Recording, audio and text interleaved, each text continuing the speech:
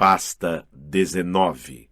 19. A corrida de carruagens termina com uma explosão. Chegamos a Long Island logo depois de Clarice, graças à capacidade de deslocamento dos centauros.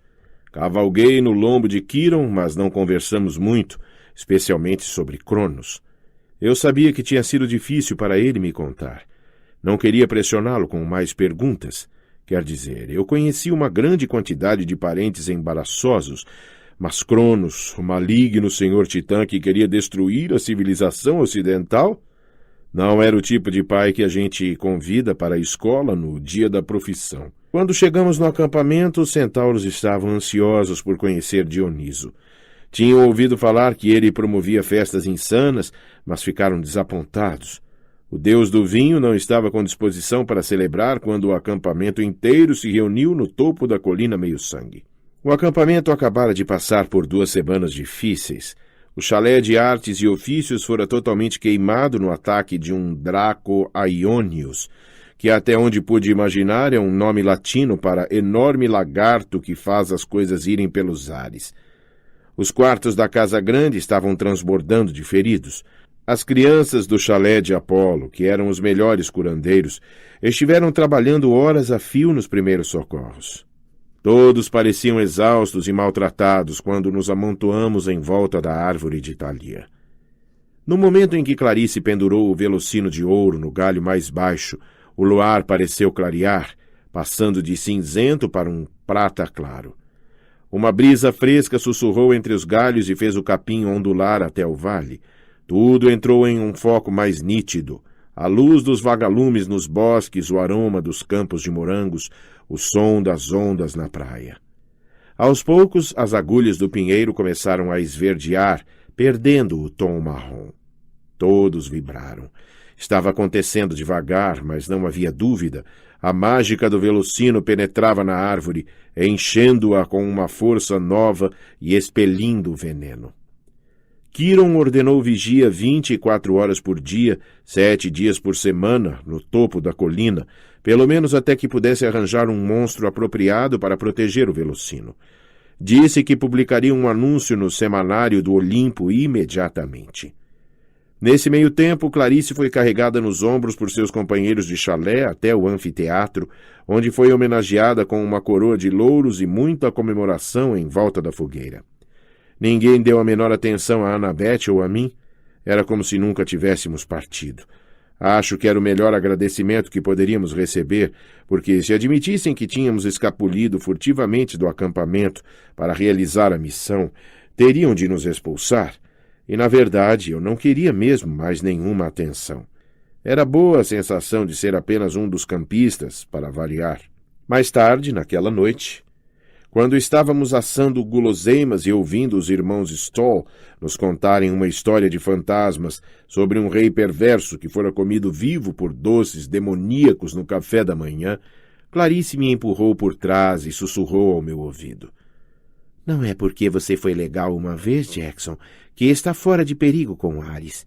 Ainda estou esperando a oportunidade certa para transformá-lo em pó. Dei-lhe um sorriso de má vontade. O quê? Perguntou ela. Nada, disse eu.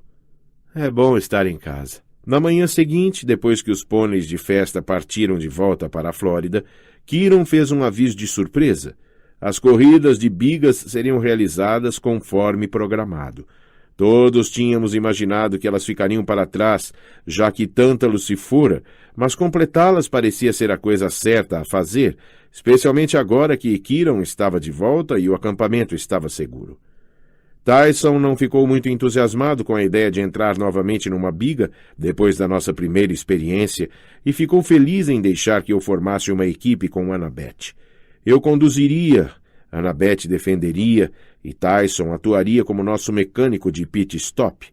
Enquanto eu trabalhava com os cavalos, Tyson consertou a carruagem de Athena e acrescentou todo um pacote de modificações especiais. Passamos os 2 dias seguintes treinando como loucos.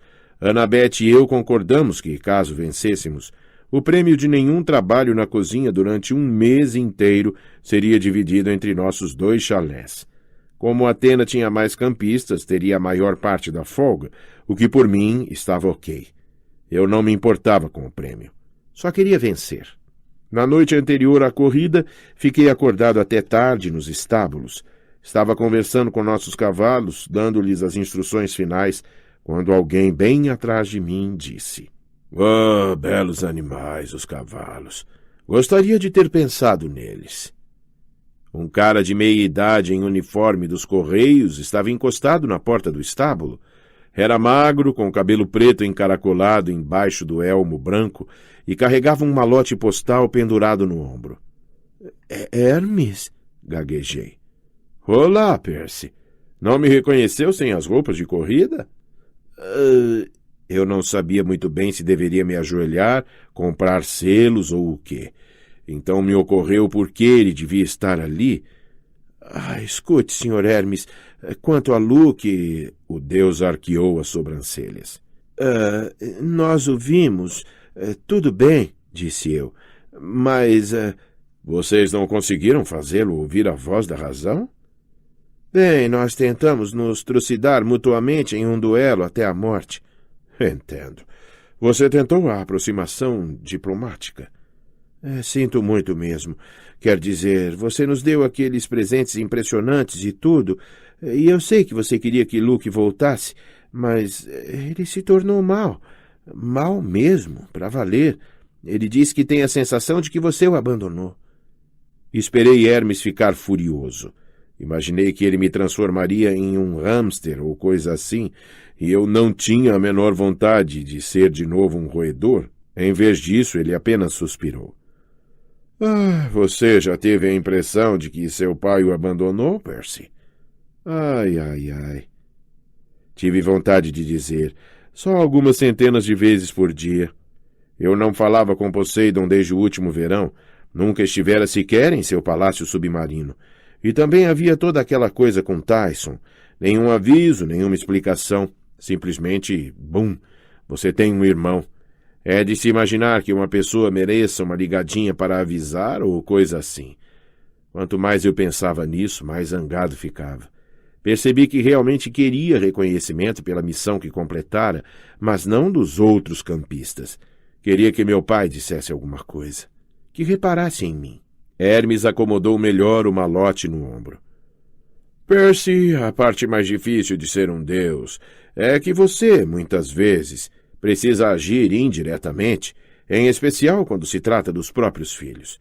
Se fôssemos interferir todas as vezes em que os nossos filhos têm um problema, bem, isso só iria criar mais problemas e mais ressentimento. Mas eu acredito que se você pensar um pouco nisso, verá que Poseidon tem prestado atenção em você. Ele respondeu às suas preces. Posso apenas esperar que algum dia Luke também perceba isso em relação a mim. Quer você ache que teve sucesso, quer não. Lembrou a Luke quem era ele. Você falou com ele. Eu tentei matá-lo. Hermes encolheu os ombros. Famílias são complicadas. Famílias imortais são eternamente complicadas. Às vezes o melhor que podemos fazer é lembrar um ao outro que somos aparentados, aconteça o que acontecer, e tentar limitar ao mínimo as mortes e mutilações. Aquilo não pareceu exatamente uma receita para a família perfeita, mas, por outro lado, pensando na minha missão, percebi que talvez Hermes estivesse certo. Poseidon enviara os cavalos marinhos para nos ajudar. Ele me dera poderes sobre o mar de que nunca ouvira falar antes. E havia Tyson. Será que Poseidon nos pusera juntos de propósito? Quantas vezes Tyson salvara minha vida naquele verão?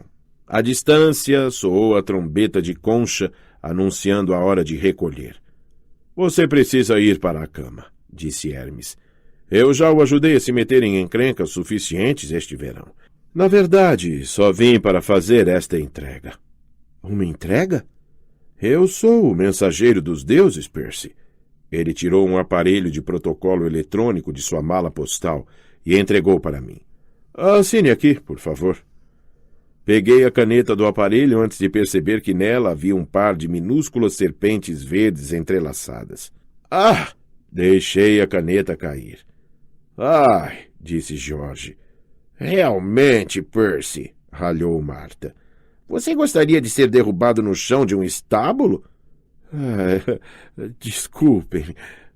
Eu não gostava muito de tocar em serpentes, mas peguei de novo o aparelho e a caneta.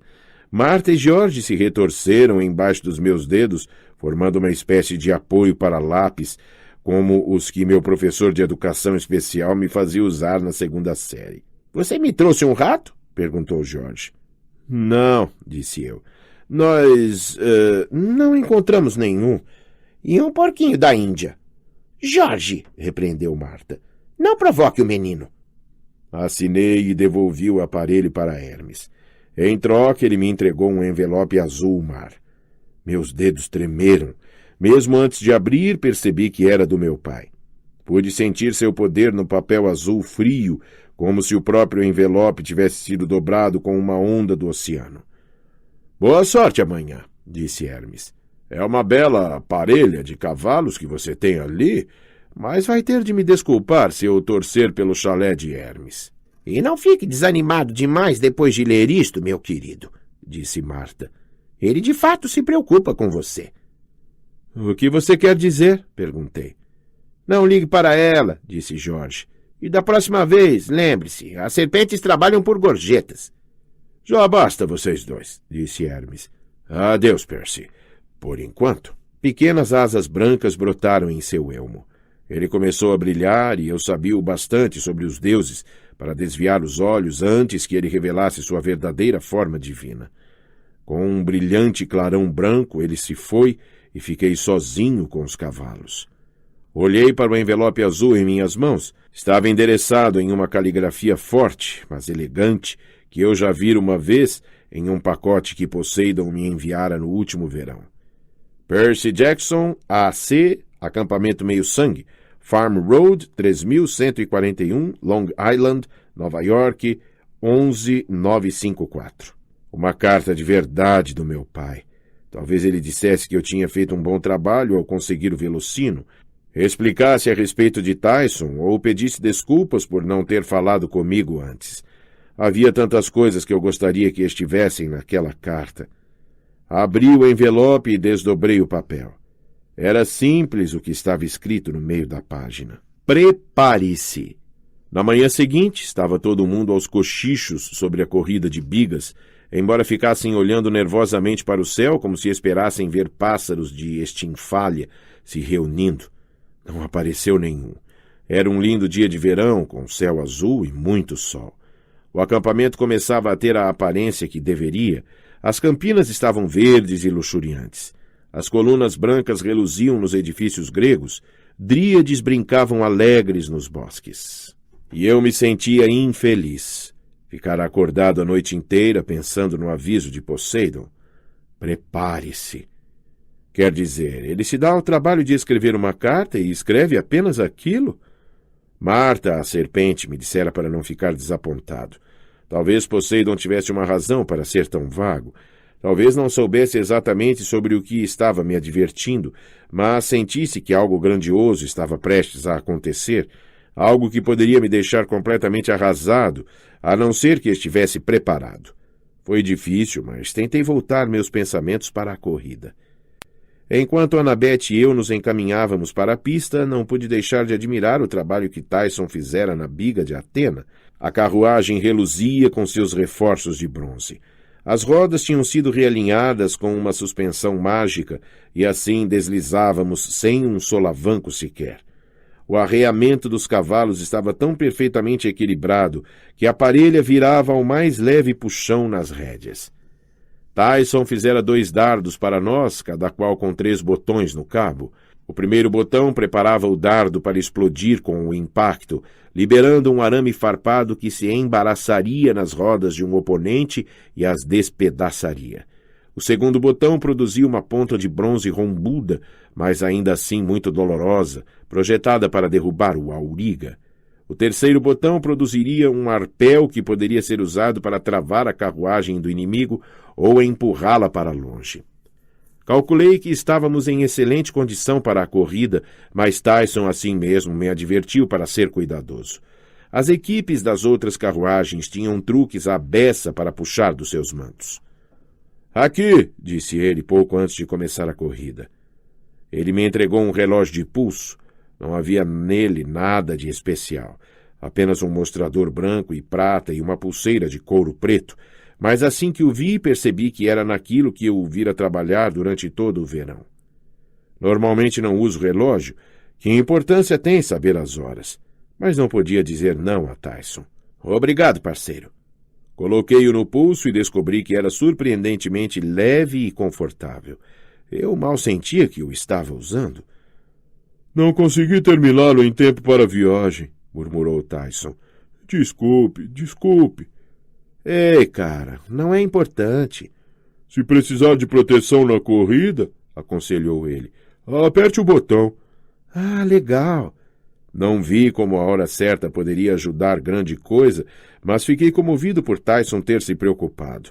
Prometi a ele que me lembraria do relógio. Tyson, ele olhou para mim. Eu queria dizer, tentei imaginar como me desculpar por ter sentido vergonha dele antes da missão, por ter dito a todos que ele não era meu irmão de verdade. Não foi fácil encontrar as palavras. Eu sei o que você vai me dizer, disse Tyson, parecendo encabulado. Poseidon, no fim das contas, se preocupava comigo. Ele mandou você para me ajudar. Exatamente o que eu pedi. Eu pisquei. Você pediu a mim para Poseidon? Pedi um amigo, disse Tyson, torcendo a camisa nas mãos. Os jovens cíclopes crescem sozinhos nas ruas, aprendem a fazer coisas com sucata, aprendem a sobreviver. Mas isso é tão cruel. Ele sacudiu a cabeça com decisão. Isso nos faz apreciar nossas bênçãos, não ser gananciosos, maus e gordos como Polifemo. Mas eu ficava com medo. Os monstros me perseguiram tanto, às vezes me machucavam com suas garras. Há cicatrizes nas suas costas? Uma lágrima surgiu no olho dele. A esfinge da Rua 72, grande encrenqueira. Pedi ajuda ao papai. Logo o pessoal de Merryweather me encontrou. Conheci você, a maior bênção de todas. Sinto por ter dito que Poseidon era mau. Ele me mandou um irmão. Olhei para o relógio que Tyson me dera. Percy, chamou Annabeth. Vamos! Kiron estava junto à linha de partida, pronto para soprar a concha. Tyson, falei. Vá, disse Tyson. Vocês vão vencer. Sim, certo, grandão. Vamos vencer esta por você. Subi na biga e fiquei em posição bem na hora em que Kiron deu a largada. Os cavalos sabiam o que fazer. Disparamos pela pista tão depressa que eu teria caído da carruagem se meus braços não tivessem enrolado nas rédeas de couro. Annabeth se segurou firme no parapeito. As rodas deslizavam lindamente. Entramos na primeira curva com uma biga inteira de vantagem sobre Clarice, que estava ocupada tentando se defender de um ataque de dardo dos irmãos Stoll na biga de Hermes. Nós os pegamos! Gritei, mas foi cedo demais. Chegando! Gritou Annabeth. Ela lançou seu primeiro dardo no modo arpel, jogando longe uma rede com pesos de chumbo que teria envolvido nós dois. A carruagem de Apolo chegara ao nosso lado. Antes que Annabeth pudesse se armar de novo, o guerreiro de Apolo lançou um dardo contra a nossa roda direita. O dardo se despedaçou, mas não sem antes arrebentar um dos raios. Nossa biga deu uma guinada brusca e oscilou. Tive certeza de que a roda iria se desintegrar de vez, mas de algum modo continuamos em frente. Instiguei os cavalos a manter a velocidade. Estávamos agora pescoço com Apolo. Hefesto vinha logo depois. Ares e Hermes estavam ficando para trás, lado a lado, enquanto Clarice enfrentava Connor Stoll de espada contra dardo. Se fôssemos atingidos mais uma vez na roda, sabia que iríamos capotar. — Você é meu! — gritou o auriga de Apolo. Era um campista de primeiro ano. Não me lembro do seu nome, mas certamente tinha autoconfiança. — Ah, tá! — Annabeth gritou de volta.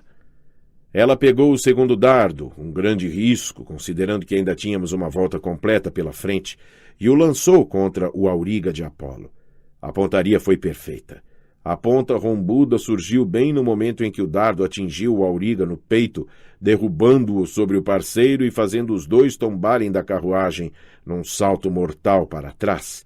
Os cavalos sentiram as rédeas afrouxarem e enlouqueceram, galopando direto para a multidão. Campistas correram procurando proteção enquanto os cavalos passaram no canto das arquibancadas e a biga dourada virou. Os animais galoparam de volta para o estábulo, arrastando a carruagem emborcada atrás deles.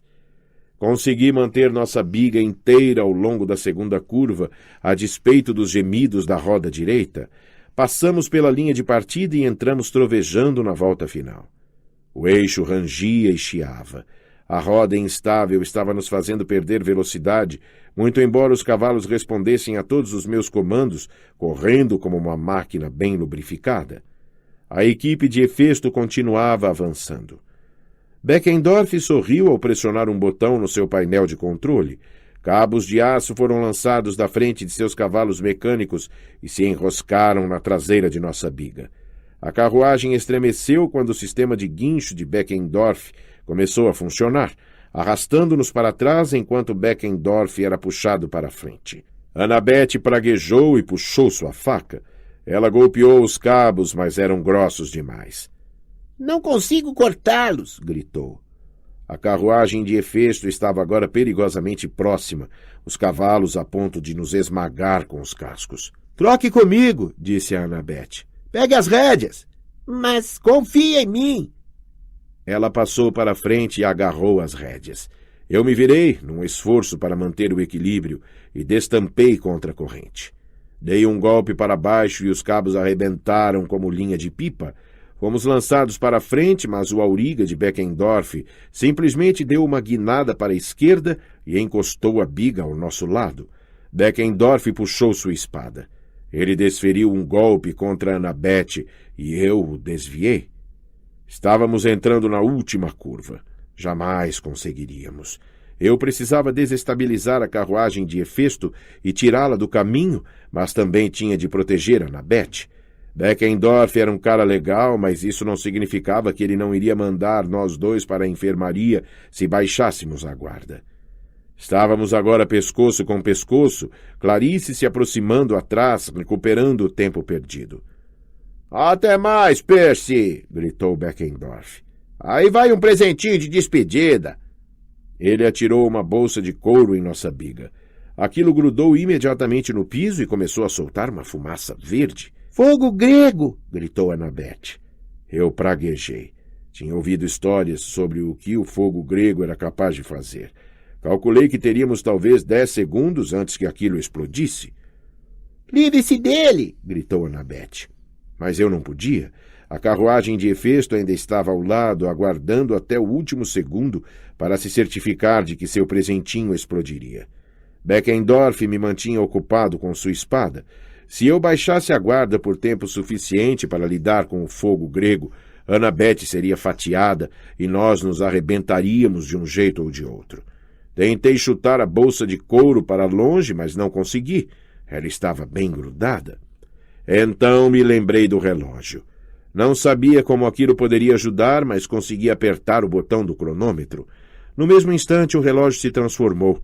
Expandiu-se, o aro de metal girando para fora como um obturador de máquina fotográfica antiga, e uma correia de couro se enrolou em torno do meu antebraço, até que me vi segurando um escudo de guerra redondo com 1,5 metros de diâmetro, o lado de dentro de couro macio, o lado de fora de bronze polido, com desenhos gravados que não tive tempo de examinar. Tudo o que sabia era que Tyson se saíra bem.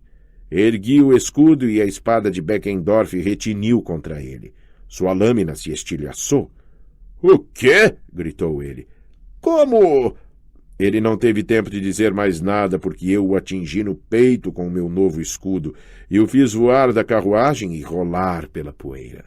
Eu estava prestes a usar contra-corrente para golpear o Auriga quando Annabeth gritou. — Percy! O fogo grego estava soltando fagulhas. Enfiei a ponta da minha espada embaixo da bolsa de couro e a usei como espátula. A bomba incendiária saiu do lugar e voou para dentro da carruagem de Hefesto, caindo nos pés do Auriga. Ele soltou um ganido. Em uma fração de segundo, Auriga fez a escolha certa. Mergulhou da carruagem, que seguiu em diagonal e explodiu em labaredas verdes. Os cavalos de metal pareciam estar em curto-circuito. Contornaram e arrastaram os destroços em chamas na direção de Clarice e dos irmãos Stoll, que tiveram de se desviar para evitá-los. Annabeth puxou as rédeas para a última curva.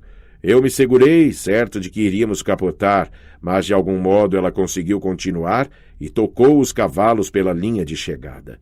Um clamor se ergueu da multidão. Depois que a carruagem parou, nossos amigos se aglomeraram ao nosso redor. Começaram a entoar nossos nomes, mas Annabeth gritou por cima do barulho. Esperem, escutem, não fomos apenas nós. A multidão não queria silenciar, mas Annabeth se fez ouvir. Não teríamos conseguido sem outra pessoa. Não poderíamos ter ganhado esta corrida, nem conseguido o velocino, nem salvado Groover, nem nada. Devemos nossas vidas a Tyson. Meu irmão, disse eu, bem alto para todos ouvirem. Tyson, meu irmãozinho mais novo. Tyson corou. A multidão delirou. Annabeth me tascou um beijo na bochecha. Os gritos ficaram ainda muito mais altos depois disso. Todo o chalé de Athena nos ergueu nos ombros, Annabeth, Tyson e eu, e nos carregou em direção ao pódio dos vencedores, onde Quiron aguardava para entregar as coroas de louros. Pasta 20. A magia do velocino é boa até demais. Aquela tarde foi uma das mais felizes que eu já passara no acampamento, o que talvez sirva para demonstrar que a gente nunca sabe quando o nosso mundo está prestes a ser despedaçado. Groover anunciou que poderia passar o resto do verão conosco antes de retomar sua missão à procura de Pan.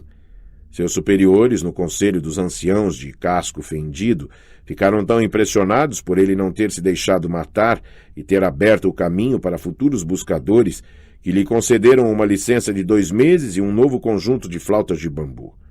A única má notícia.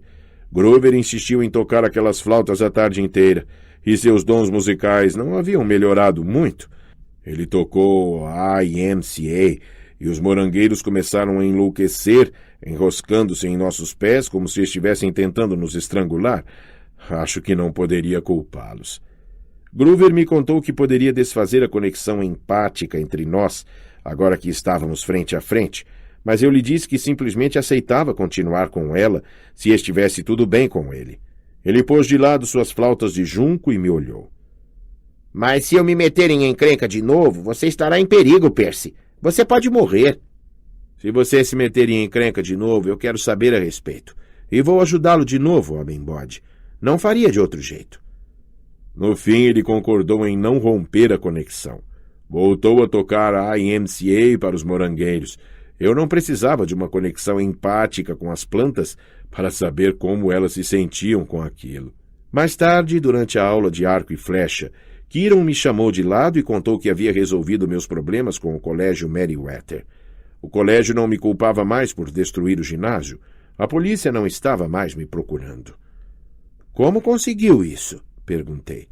Os olhos de Quiron cintilaram. Apenas sugeri que os mortais tinham visto algo diferente naquele dia, a explosão de um forno, que não foi culpa sua. Você disse isso a eles e eles aceitaram? Eu manipulei a névoa. Algum dia, quando você estiver pronto, vou lhe mostrar como isso é feito. Você quer dizer que eu posso voltar para Merryweather no ano que vem? Quiron ergueu as sobrancelhas. Ah, não. Eles expulsaram você assim mesmo. O diretor, Sr. Bonsai, disse que seu... como foi mesmo que ele disse? Que seu karma não era bom, que perturbava a aura educacional da escola. Mas você não está com nenhum problema com a lei, o que foi um alívio para sua mãe. Ah, e por falar na sua mãe... Ele desprendeu seu telefone celular da aljava e o entregou a mim. Está mais do que na hora de você ligar para ela. A pior parte foi o começo. A parte do Percy Jackson, o que você está pensando? Você tem ideia de como eu fiquei preocupada por você ter fugido do acampamento, partindo para missões perigosas e me deixando morrendo de pavor? Mas finalmente ela fez uma pausa para tomar fôlego. Eu só estou contente por você estar em segurança. Isso é o mais legal em minha mãe. Ela não é muito boa em ficar zangada. Ela tenta, mas simplesmente não é da natureza dela. Desculpe, mamãe, disse a ela. Não vou assustá-la de novo. Não me prometa isso, Percy. Você sabe muito bem que tudo só vai piorar. Ela tentou parecer despreocupada quanto a isso, mas pude perceber que estava bastante abalada. Eu quis dizer alguma coisa para fazê-la se sentir melhor, mas sabia que ela estava certa. Sendo um meio-sangue, eu estaria sempre fazendo coisas que a assustavam. E à medida que fosse ficando mais velho, os perigos simplesmente ficariam maiores. Eu poderia ir para casa por algum tempo, sugeri. Não. Fique no acampamento. Treine. Faça o que tem de fazer. Mas você virá para casa para o próximo ano escolar? Sim, é claro. Se houver alguma escola que vá me aceitar. Nós encontraremos alguma coisa, querido, suspirou minha mãe. Algum lugar onde ainda não nos conheçam. Quanto a Tyson, os campistas o trataram como herói.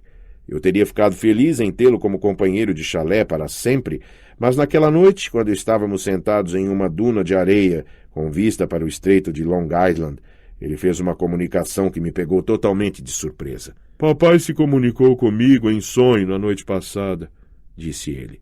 Ele quer que eu o visite. Perguntei-me se ele estava brincando, mas Tyson não sabia como brincar. Poseidon mandou uma mensagem em sonho para você? Tyson assentiu. Quer que eu vá para baixo d'água pelo resto do verão, a aprender a trabalhar nas forjas dos Cíclopes. Ele chamou isso de estágio? Sim. Deixei aquilo calar na minha mente. Admito que senti um pouco de ciúme. Poseidon nunca me convidara para baixo d'água. Mas então pensei, Tyson estava indo? Simples assim? Quando você parte? Perguntei. Agora. Agora? Tipo, agora? Agora. Olhei para as ondas no estreito de Long Island. A água brilhava em vermelho ao pôr do sol.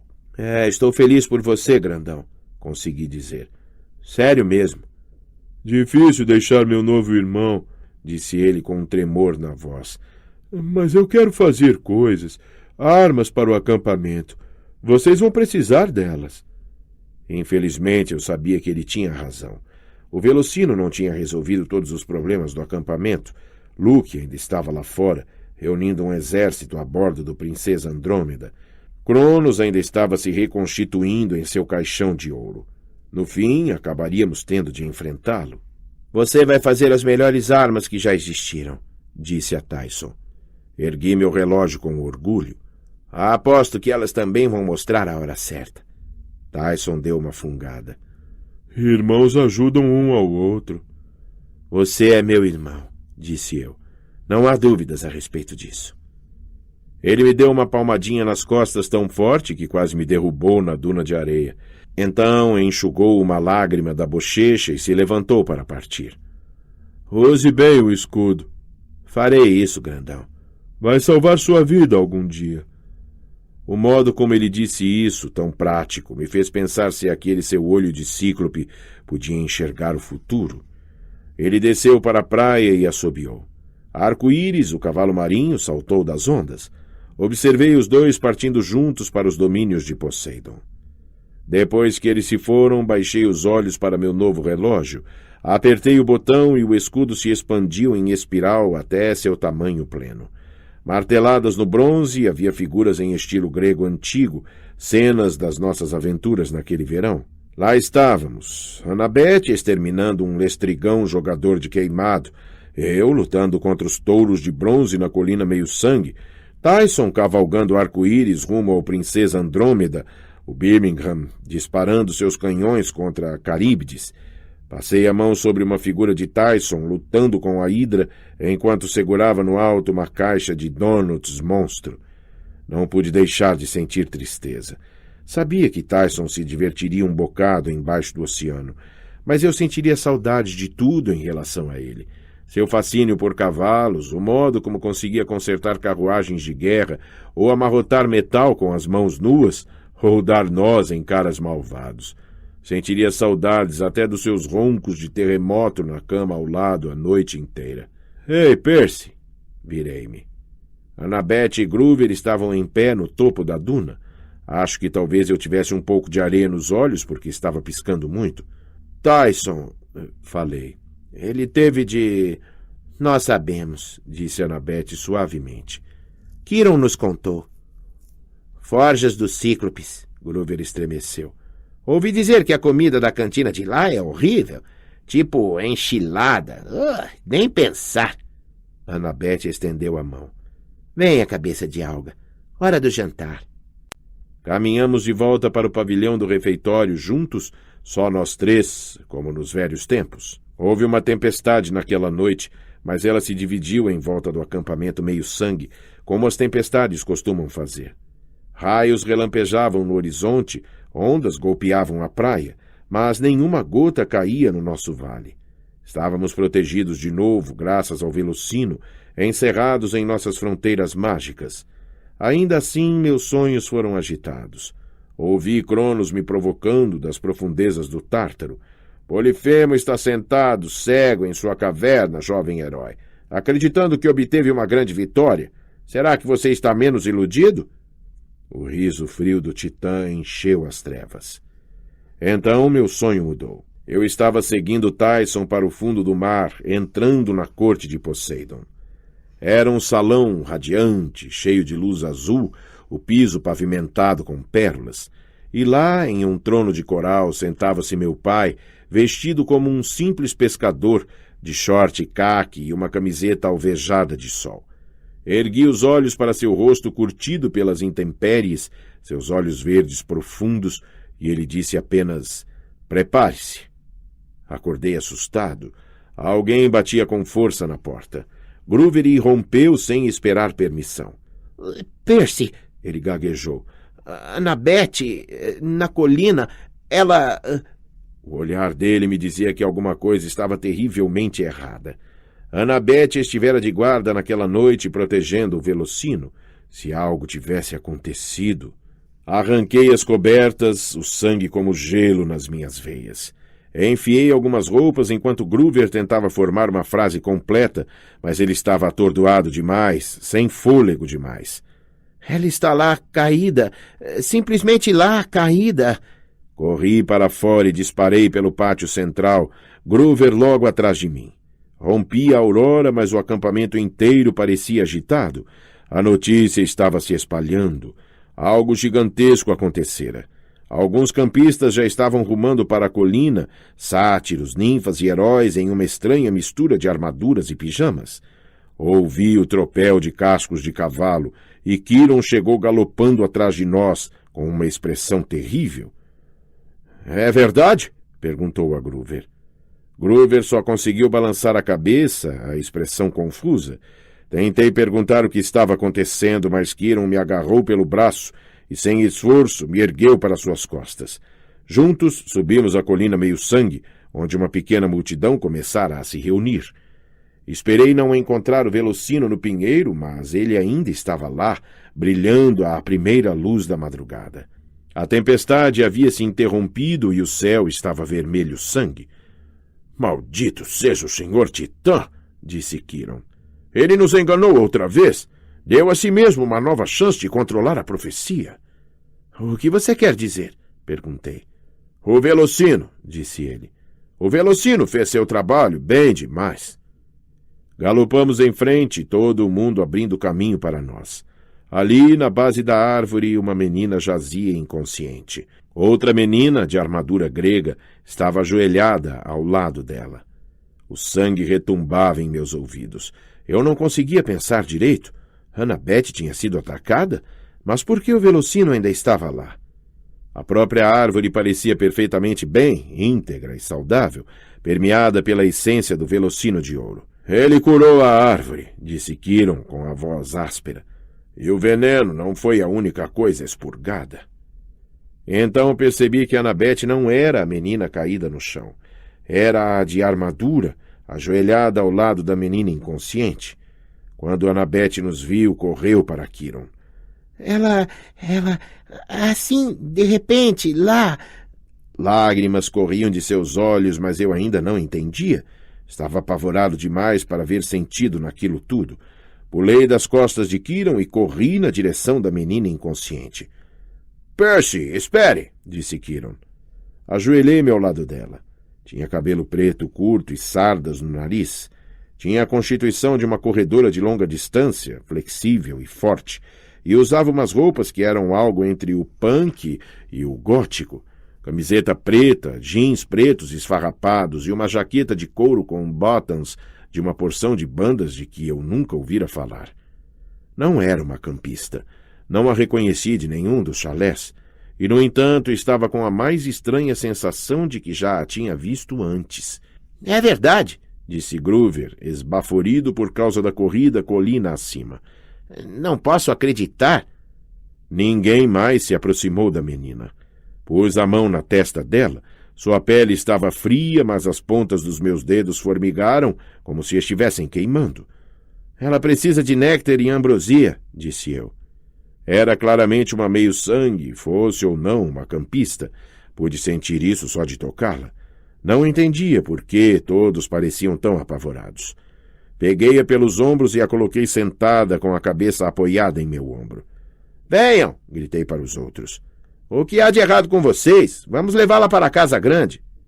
Ninguém se mexeu, nem mesmo Kiron. Estavam todos atordoados demais. Então a menina tomou fôlego, vacilante. Ela tossiu e abriu os olhos. Suas íris eram surpreendentemente azuis, um azul elétrico. A menina olhou para mim perplexa, tremendo e de olhos arregalados. — Quem...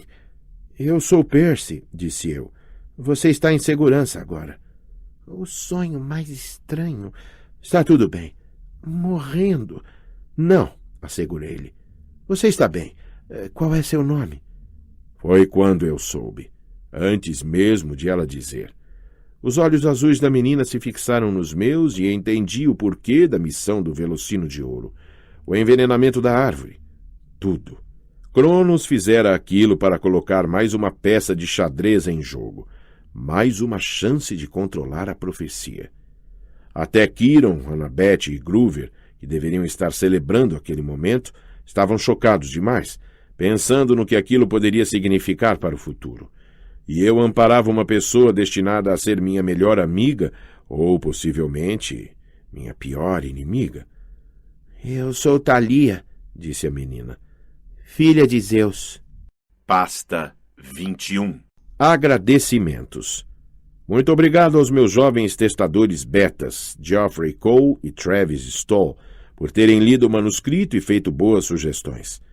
A Egbert Baker, da Universidade de Yale, por sua ajuda com o grego antigo, a Nancy Galt, por sua competente representação, a minha editora Jennifer Besser, por sua orientação e perseverança, aos alunos de muitas escolas que visitei, por seu apoio entusiástico, e, é claro, a Becky, Halley e Patrick Riordan, que tornaram possíveis as minhas viagens ao acampamento Meio-Sangue.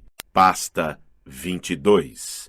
Não perca a próxima aventura empolgante da série Percy Jackson e os Olimpianos.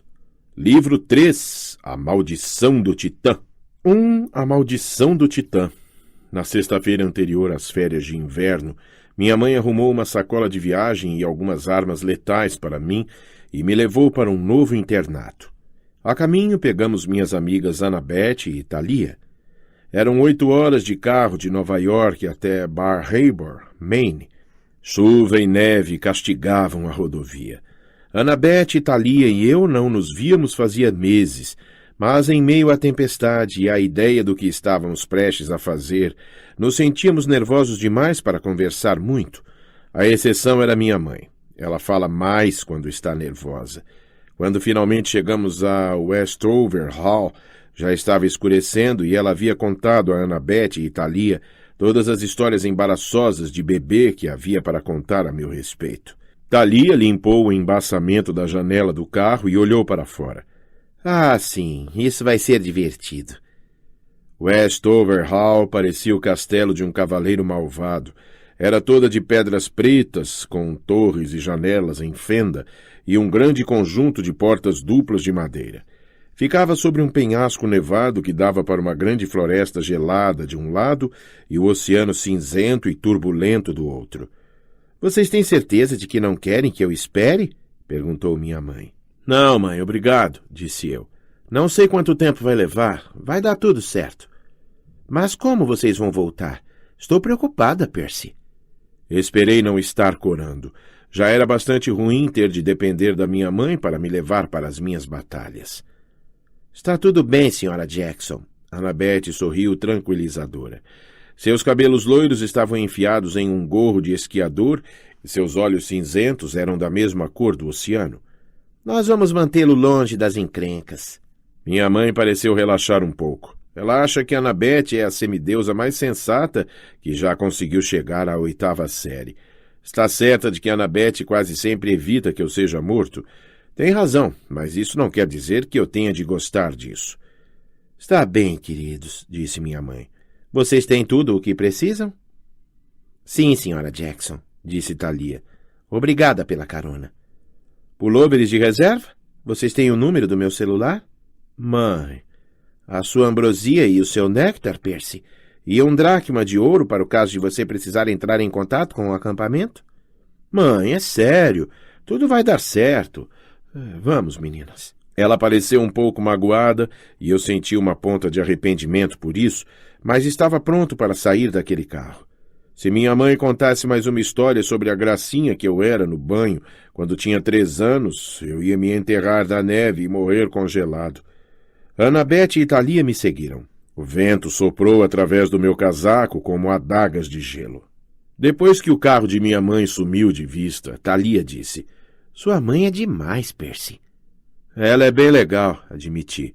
Mas e você? Às vezes entra em contato com sua mãe? Assim que disse isso, me arrependi. Thalia era ótima em lançar olhares malignos com aquelas roupas punk que ela sempre usa, o casaco militar rasgado, as calças de couro preto e as joias de correntes, o delineador preto naqueles intensos olhos azuis. Mas a olhada que ela me lançou naquela hora foi perfeitamente do mal. Como se isso fosse da sua conta, Percy. É melhor a gente entrar, interrompeu Annabeth. Groover deve estar esperando. Thalia olhou para o castelo e estremeceu. Você tem razão. Só queria saber o que ele encontrou aqui que o fez mandar o SOS. Ergui os olhos para as torres escuras de Westover Hall. Nada de bom, presumi. As portas de carvalho se abriram rangendo e nós 3 entramos no saguão em um turbilhão de neve. Tudo o que pude dizer foi: Uau! O lugar era imenso. As paredes eram forradas de estandartes de batalha e armas em exposição. Rifles antigos, machados de guerra e um monte de outras coisas. Quer dizer, eu sabia que Westover era uma escola militar e tudo, mas o exagero da decoração era massacrante, literalmente. Minha mão foi para o bolso onde eu guardava minha caneta esferográfica letal contra a corrente. Eu já podia sentir que havia algo de errado naquele lugar, algo perigoso. Thalia estava esfregando seu bracelete prateado, seu item mágico favorito. Percebi que pensávamos na mesma coisa. Havia uma luta pela frente. Annabeth começou a dizer: Queria saber onde... As portas se fecharam violentamente atrás de nós. Ups, murmurei. Acho que vamos ficar mais um pouco. Pude ouvir música ecoando do outro lado do saguão. Parecia dance music. Deixamos nossas sacolas de viagem atrás de um pilar e começamos a atravessar o saguão. Não tínhamos ido muito longe quando ouvi passos no piso de pedra e um homem e uma mulher marcharam saindo das sombras para nos interceptar. Ambos tinham cabelos grisalhos curtos e uniforme preto em estilo militar com debruns vermelhos. A mulher tinha um bigode ralo e o homem a cara perfeitamente barbeada, o que me pareceu meio invertido. Os 2 caminhavam rigidamente como se tivessem cabos de vassoura grudados com fita adesiva nas costas. — E então? — perguntou a mulher. — O que estão fazendo aqui? Percebi que não havia planejado nada para aquela situação.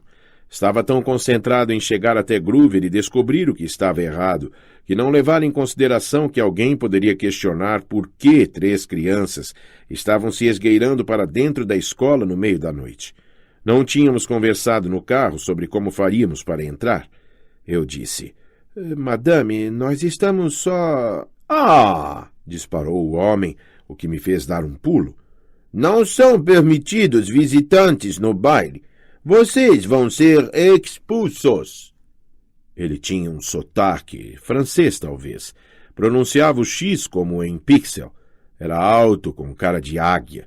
Suas narinas se dilatavam quando ele falava, o que tornava difícil não olhar para o nariz dele, e os olhos tinham 2 cores diferentes. Um era castanho, o outro azul, como os de um gato de rua.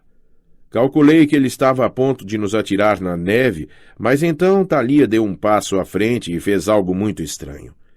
Ela estalou os dedos. O som foi nítido e forte. Talvez fosse apenas minha imaginação, mas senti uma lufada de vento se propagando da mão dela pelo saguão.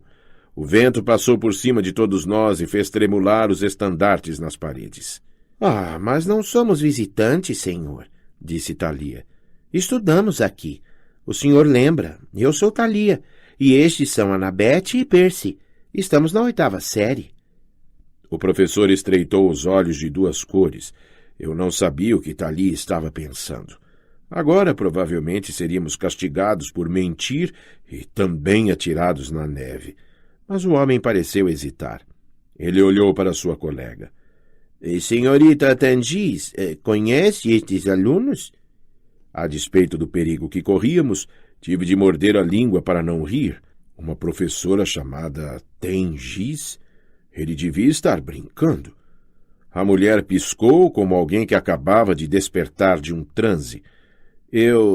Sim, acho que sim, senhor. Ela nos olhou carrancuda. Annabeth, Thalia, Percy, o que vocês estão fazendo fora do ginásio?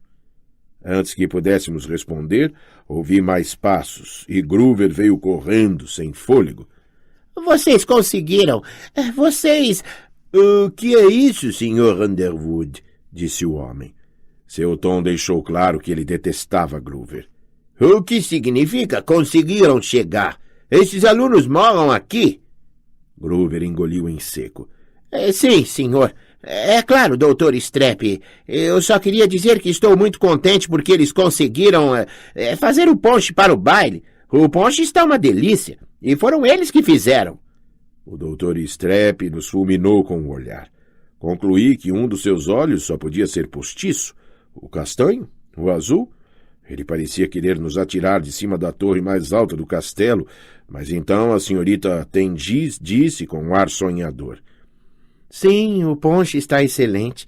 Agora vão andando, todos vocês, e não saiam do ginásio de novo. Não esperamos ela falar 2 vezes. Partimos com uma porção de sim, senhora e sim, senhor, e batemos um par de continências, só porque parecia ser a coisa certa a fazer. Groover nos empurrou o corredor abaixo na direção da música. Pude sentir os olhos dos professores nas minhas costas, mas caminhei bem perto de Thalia e perguntei em voz baixa. Como você fez aquela coisa de estalar os dedos? Você quer dizer a névoa? Kieran ainda não mostrou a você como fazer isso? Um nó incômodo se formou na minha garganta. Kieran era nosso principal treinador no acampamento, mas ele nunca me mostrara nada como aquilo. Por que mostrar a Thalia e não a mim? Groover nos apressou até uma porta onde estava escrito ginásio no vidro. Mesmo com minha dislexia, consegui ler aquilo. Essa foi por pouco, disse Groover. Graças aos deuses vocês chegaram. Annabeth e Thalia abraçaram Groover. Ergui a mão e bati na dele. Foi bom vê-lo depois de tantos meses. Ele ficara um pouco mais alto e mais alguns fios de barba haviam nascido, mas fora isso sua aparência era a mesma de sempre quando ele passava por ser humano. Um boné vermelho sobre o cabelo castanho encaracolado para esconder os chifres de bode, jeans folgados com pés falsos para esconder as pernas peludas e os cascos. Usava uma camiseta preta cujos dizeres levei alguns segundos para ler. Estava escrito Westover Hall, praça. Eu não sabia muito bem se aquilo era tipo o posto militar de Groover ou quem sabe apenas o lema da escola.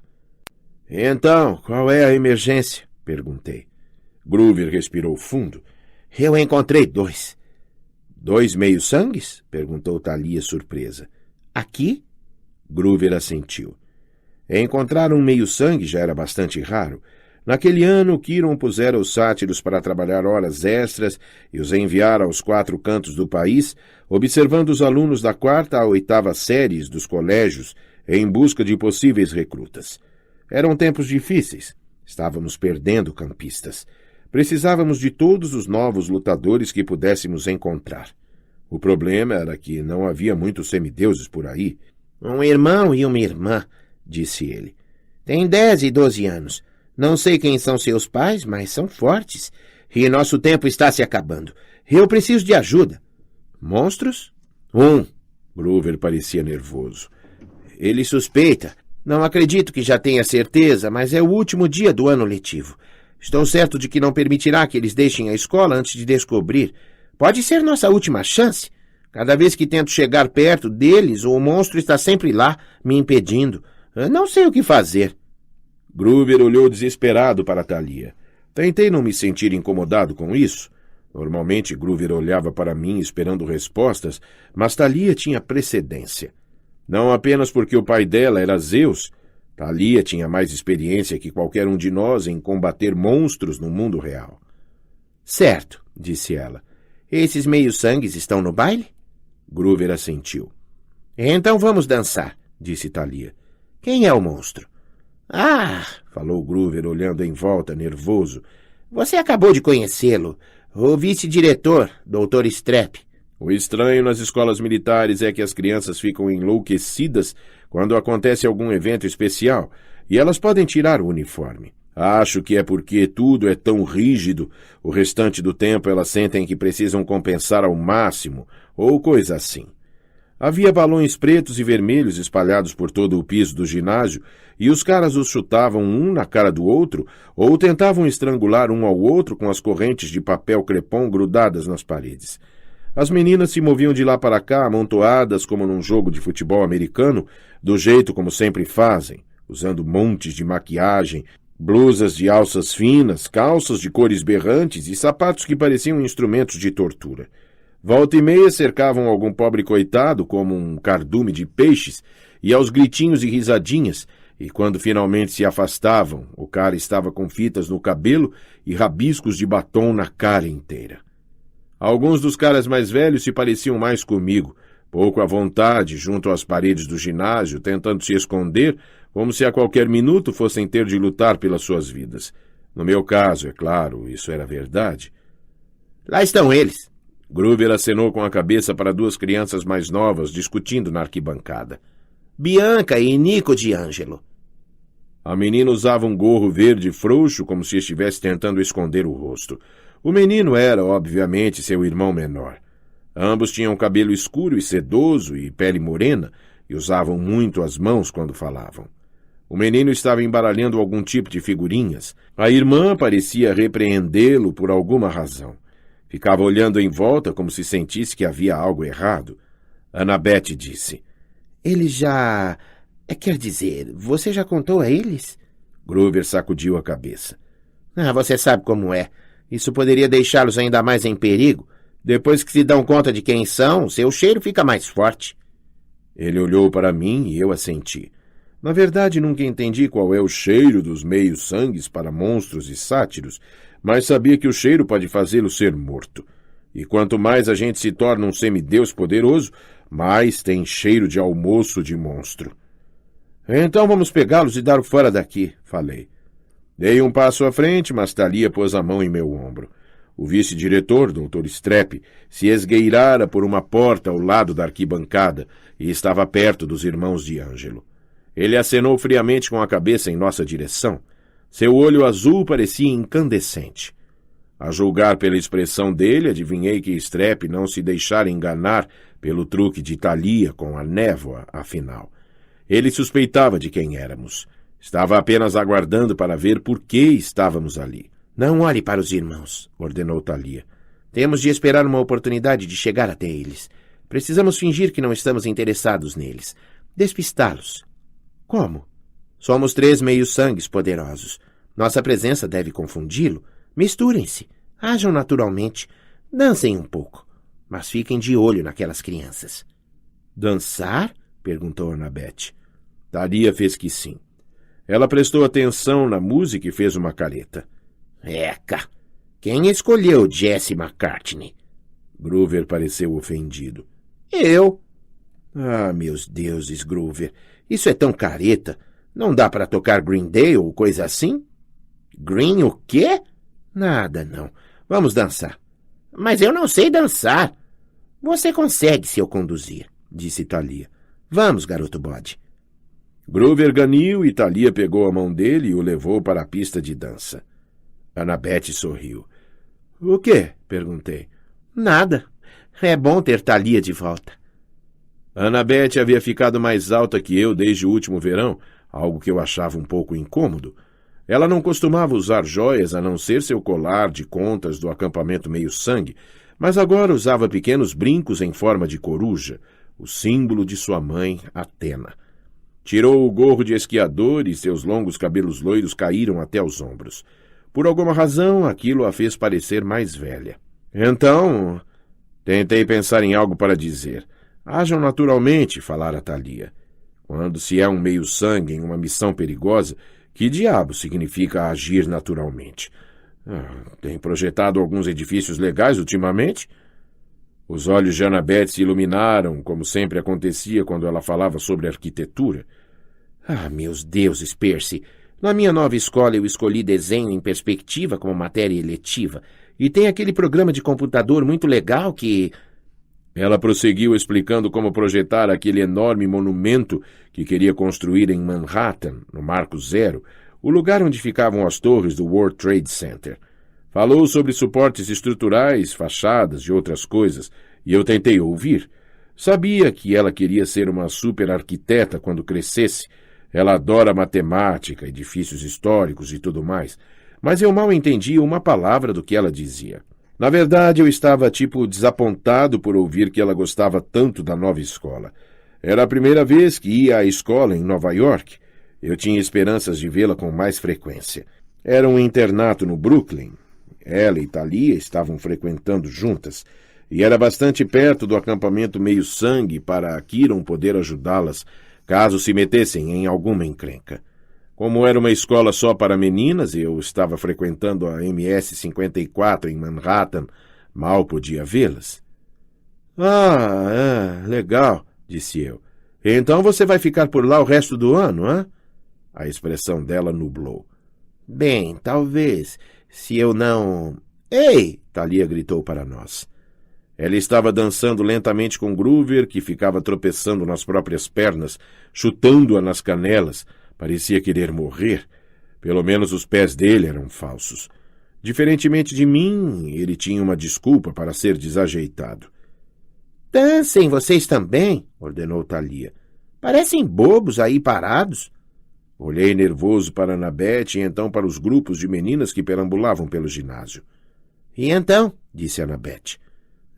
Quem devo tirar para dançar? Ela me deu um soco na barriga.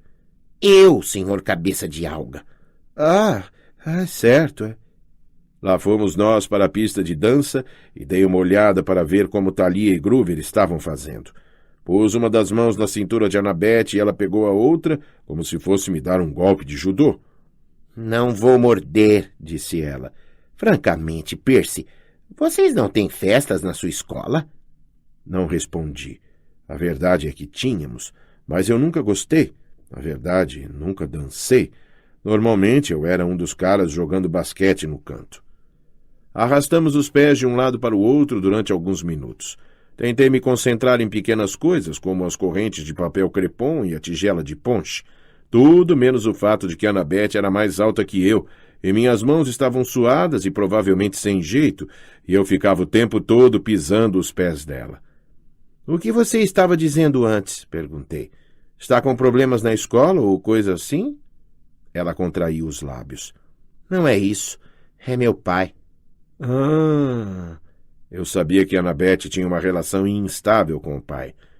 Achei que as coisas estavam melhorando entre vocês dois. É sua madrasta de novo? Annabeth suspirou. Ele decidiu se mudar.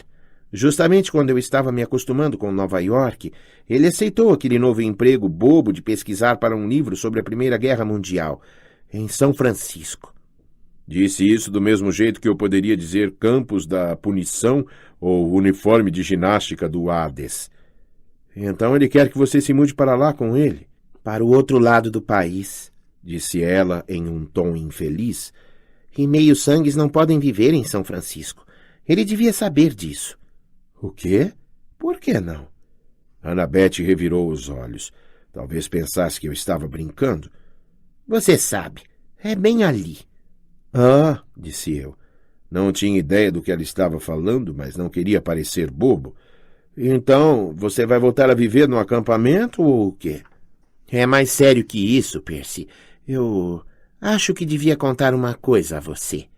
De repente ela gelou. Eles se foram. O quê? Segui o olhar dela. A arquibancada. As duas crianças meio-sangues, Bianca e Nico, não estavam mais lá. A porta ao lado da arquibancada estava totalmente aberta. O Dr. Strep não estava em lugar nenhum. Temos de achar Thalia e Groover. Annabeth olhou em volta freneticamente. Para onde eles saíram dançando? Vamos. Ela correu por entre a multidão. Eu já ia segui-la quando um bando de meninas ficou no meu caminho. Contornei-as para evitar o tratamento de fita e batom, e quando consegui me livrar, Annabeth havia desaparecido. Girei o corpo procurando por ela, Thalia ou Groover. Em vez disso, vi algo que gelou meu sangue. A cerca de 15 metros, caído no chão do ginásio, estava um gorro verde como o que Bianca de Ângelo usava. Perto dele, algumas figurinhas espalhadas. Então vi de relance o Dr. Strep. Saía às pressas por uma porta do lado oposto do ginásio, levando as crianças de Ângelo pelo cangote como se fossem gatinhos. Ainda não conseguia avistar Annabeth, mas sabia que ela estaria indo para o outro lado à procura de Thalia e Groover. Quase corri atrás dela, mas então pensei, espere. Lembrei-me do que Thalia me dissera no saguão, olhando surpresa para mim, quando perguntei sobre o truque de estalar os dedos. Kiron ainda não mostrou a você como fazer isso? Pensei no modo como Groover a olhara, esperando que ela salvasse o dia. Não que eu estivesse ressentido com Thalia. Ela era legal. Não era culpa dela se seu pai era Zeus e ela recebia toda a atenção. Ainda assim, eu não precisava correr atrás dela para resolver todos os problemas. Além disso, não dava tempo. Os de Ângelo estavam em perigo. Eles poderiam já estar desaparecidos há muito tempo quando eu conseguisse encontrar meus amigos. Eu conhecia monstros. Era capaz de lidar com aquilo sozinho. Tirei contra a corrente do bolso e corri atrás do Dr. Strep.